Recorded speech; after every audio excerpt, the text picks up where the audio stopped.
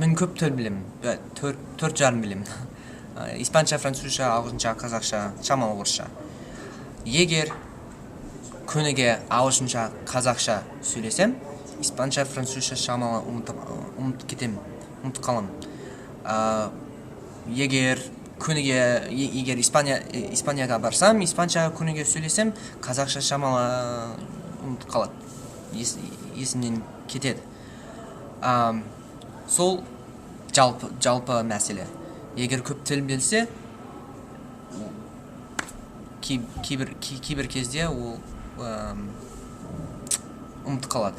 Сол қалай түсіндірсем болады? Ал мен Америкаға барғанда қазақшаны көп қолдануым мүмкін, көп қолданбауым мүмкін. Бірақ Аскар менің достарыммен сөйлесем интернет арқылы, жергілікті мұғалімдерге звондаймын, қалайсыз деп звондаймын. Сондықтан меңгере беремін, қолдана беремін Америкаға барғанда.